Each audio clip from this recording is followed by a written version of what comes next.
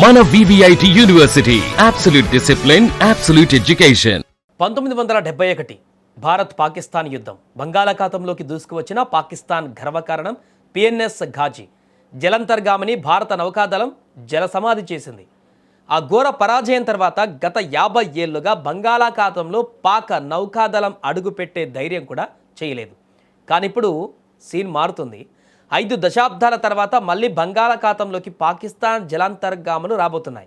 అది కూడా చైనా వెన్నుదన్నుతో. అసలు పాకిస్తాన్ ప్లాన్ ఏంటి?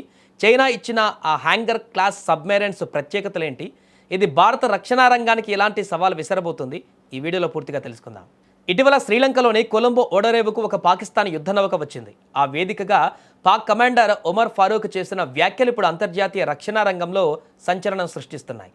చైనా సాయంతో తమ యొక్క నౌకాదళానికి కొత్తగా చేరినటువంటి అత్యాధునిక హంగర్ క్లాస్ జలంతర్గాములను బంగాళాఖాతంలో మోహరించాలని పాక్ వ్యూహాలు రచిస్తోంది. గత వారమే చైనాలో తయారైనటువంటి మొదటి హ్యాంగర్ జలంతర్గామి కరాచీ నౌకాదళ స్థావరానికి చేరుకుంది. దీంతో హిందూ మహాసముద్రంలో ముఖ్యంగా భారత్కు అత్యంత కీలకమైనటువంటి బంగాళాఖాతంలో తమ పరిధిని విస్తరించుకోవచ్చని పాక్ రక్షణ అధికారులు భావిస్తున్నారు. అసలు ఈ హ్యాంగర్ క్లాస్ జలంతర్గాముల కథేంటి? చైనాతో కుదుర్చుకున్న ఒక భారీ రక్షణ ఒప్పందంలో భాగంగా పాకిస్తాన్ మొత్తం 8 హ్యాంగర్ క్లాస్ జలంతర్గాములను కొనుగోలు చేసింది. ఇందులో 4 జలంతర్గాములను చైనా స్వయంగా తయారు చేసి ఇస్తుండగా మిగిలిన 4 జలంతర్గాములను చైనా సాంకేతిక సహాయంతో కరాచీలోనే నిర్మిస్తున్నారు. ఈ జలంతర్గాములలో అత్యంత ప్రమాదకరమైనటువంటి ఎయిర్ ఇండిపెండెంట్ ప్రొపల్షన్ టెక్నాలజీని ఉపయోగించారు. దీనివల్ల ఇవి గాలితో సంబంధం లేకుండా శత్రువుల రాడర్లకు లేదా సోనార్లకు దొరకకుండా చాలా రోజుల పాటు సముద్రం లోపలే మునిగి ఉండగలవు. సాధారణంగా డీజిల్ ఎలక్ట్రిక్ సబ్మెరైన్లు బ్యాటరీలు రీఛార్జ్ చేసుకోవడానికి ప్రతి 2-3 రోజులకు ఒకసారి సముద్రం పైకి రావాల్సి ఉంటుంది. కానీ ఈ AIP టెక్నాలజీ వల్ల హ్యాంగర్ క్లాస్ జలంతర్గాములు వారాల తరబడి లోపలే ఉంటూ రహస్యంగా దాడులు చేయగలవు.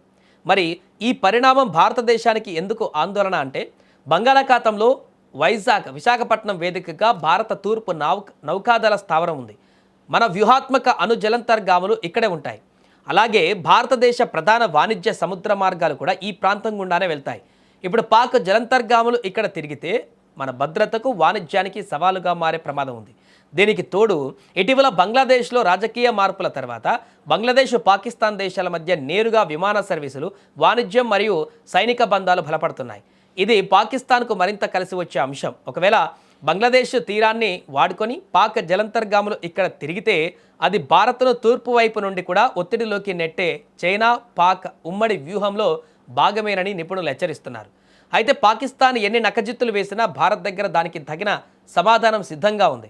బంగాళాఖాతంలో భారత నౌకాదళం అత్యంత శక్తివంతమైనటువంటి ఉనికిని కలిగి ఉంది. మన దగ్గర స్వదేశీ అణుజలంతర్గామిని INS హరిహంత్, INS హరిఘాతులతో పాటు భారీ ఎయిర్ క్రాఫ్ట్ క్యారియర్లు కూడా ఉన్నాయి. అంతేకాదు బంగాళాఖాతానికి ద్వారపాలకుడిగా ఉండే అండమాన్ నికోబార్ దీవులలో భారత్ తన రక్షణ సామర్థ్యాలను నిరంతరం పెంచుకుంటూనే ఉంది. అక్కడ రన్వేలను విస్తరించడం, P-8I పోసిడాన్ లాంటి యాంటీ సబ్మెరైన్ ఎయిర్ క్రాఫ్ట్లను మోహరించడం ద్వారా సముద్ర గర్భంలో పాక్ లేదా చైనా జలంతర్గామి చిన్న కదలిక చేసిన క్షణాల్లో గుర్తించి మట్టుబెట్టే సత్తా భారత్కు ఉంది.